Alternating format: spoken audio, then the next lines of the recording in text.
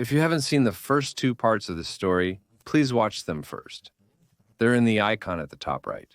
The third part begins in a lab in Japan. We see a hedgehog named Shadow, similar to Sonic but evil. His color is jet black and red. Scientists have kept him locked up for a long time. An unknown person hacks into the lab, freeing Shadow from his coma. Shadow then attacks the guards.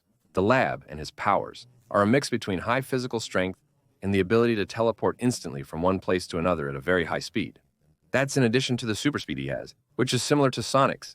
After a while, he recovers from the blow and the drink, and he's able to get out of the lab. He heads to Tokyo, and he doesn't have good intentions. When he discovers on the screens that it's 2024, he's shocked and exclaims, "I've been imprisoned for 50 years. Before he can process it, the army arrives to imprison him again, and he says, "God help me." When Sonic starts running with his friends Knuckles and Tails, he assumes he'll win as the fastest. However, he discovers they're ahead of him. So Jay turns on the turbo in fourth gear and runs at his top speed. But when he reaches the finish line, he finds Knuckles and Tails already there, standing faster than him. As Sonic arrives, he senses something amiss while they await his presence. As he approaches, he discovers they are just holograms. Worried about his friend's safety, Jay rushes at full speed to help them. But he discovers that they did this trick basically because before they could prepare his birthday, or more specifically the birthday that Sonic celebrated on Earth, they wanted to surprise him. Jay sits with them, celebrating and reminiscing about their memories until they discover that American intelligence agencies have attacked them.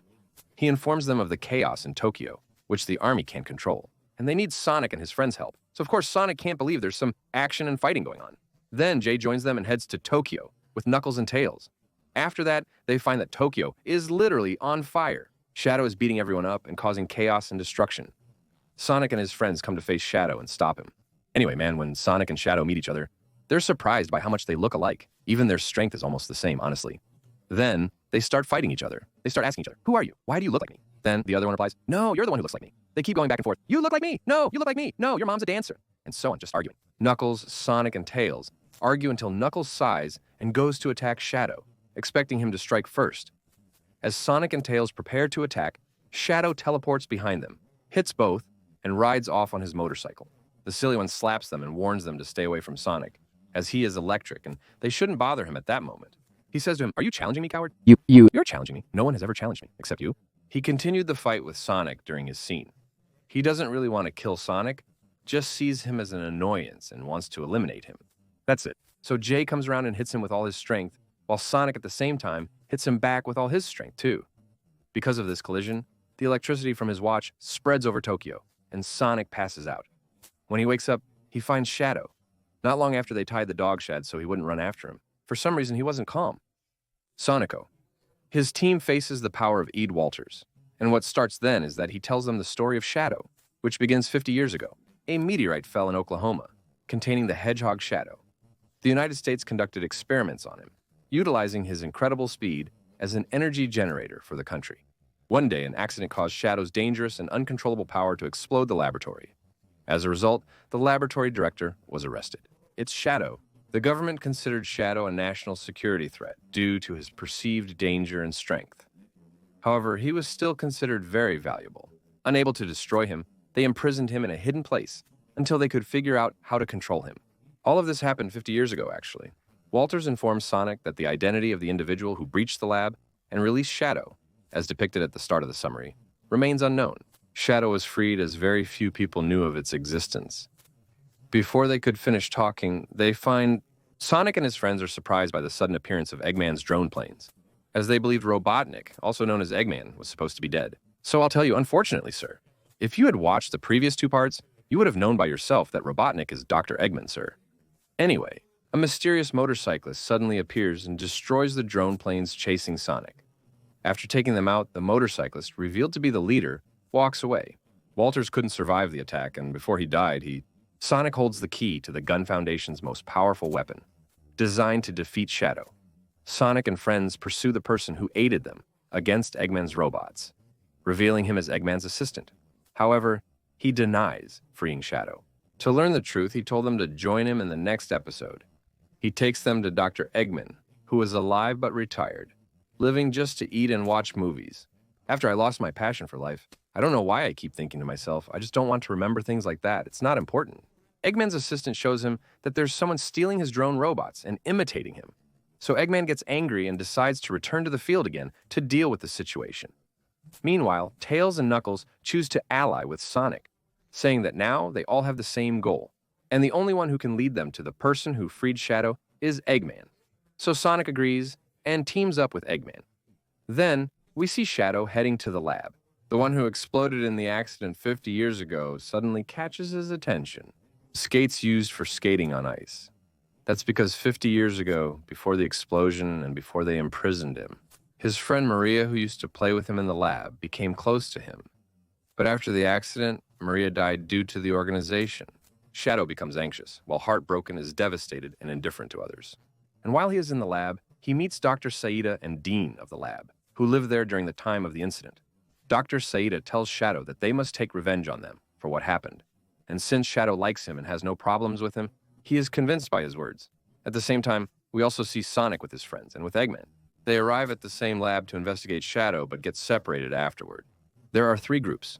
Knuckles is alone in one, Tails and Eggman's assistant are in another, and Sonic and Eggman are in the third. Don't pay attention, it's not important. During her remaining time, Shadow appears. Knuckles defeats him and breaks him. Well, I envied him. Anyway, after that, he goes to Eggman's assistant and Tails, captures them, and there's no one left except your uncle, Eggman, and Sonic. Those under Maria's influence see her watch, pictures, and recall their time together. They remained close until her watch appeared to them one day. Afterward, Sonic was captured. He also doesn't prefer anyone except Eggman, who, after searching, finds his robot. But then the doctor comes, and we find out that he is actually Eggman's grandfather, whose name is Gerald. He basically created the drone dialogue so that Eggman could reach and collect his project again. So Eggman is happy and gets absorbed in it. He asks difficult questions to verify if the man is truly his grandfather. Eventually, he becomes convinced that he is indeed his grandfather. Eggman asks the 108-year-old man where he has been all this past year. So he says that he was imprisoned in a secret prison for 50 years after the incident, the one with the thing. Shadow captures Sonic's friends and Bialakaya and takes the weapon key from Sonic. Walter Zaid Dahulu is told by Gerald that to escape prison, he developed the most powerful weapon ever known to humanity. The Eclipse Cannon is an extremely destructive weapon that can precisely target any location on Earth, similar to an artificial moon. Its first intended use is to destroy an unspecified target. Gerald's organization will be just like his mother's, because what she did to Gerald is the same thing she did to Shadow. But in order to operate the weapon, they need 2 keys, not just one. So they only have 1 key out of the 2, and the other is with Gerald's organization, under heavy guard. So Shadow, Gerald, and Iman's assistant, and of course Eggman himself, are also with them. Beta is sent to retrieve the 2nd key from John's system, while Sonic and his friends are left locked up in the lab as it's being destroyed. However, Sonic uses a ring from Tails' belongings to open a portal, allowing them to escape the lab before its destruction. And their destination is John's system, so they can catch the 2nd key before Ayman, Gerald, and the others who are working together get to it. Believe dead, Sonic is alive. He and his friends, along with Tom and Maddie disguised as security guards, infiltrate John's organization's London headquarters to plant a flash drive in the servers. Once planted, Tails must hack the system. Jay disables the security, allowing Sonic to pursue the key. However, Gerald and Eamon reach the key first, as they were already ahead of Sonic with only a short distance left to cover. While discussing the plan, Jay rushes to catch up with them. But they fall into another trap where the gravity becomes extremely strong, pulling them down and rendering them immobile. At that moment, Rakwil, the leader of the organization, arrives. I'm unsure if I pronounced her name correctly or if it's a common name. Anyway, she's basically a character who can't stand Sonic or Eggman, because she thinks that Sonic and his friends are the real Alter Walters, and they took a key from them. She also wants them to explain the 2nd key so they can control the weapon. Sonic instructs Knuckles to enter and take the control device from Rakwil. Knuckles breaks in and seizes the device, but instead of freeing Sonic, he presses all the buttons, causing everyone present to be dragged on the ground like Sonic. The scene is chaotic and obvious. Sonic uses his top speed to escape the device's field, then helps destroy the control device, freeing everyone.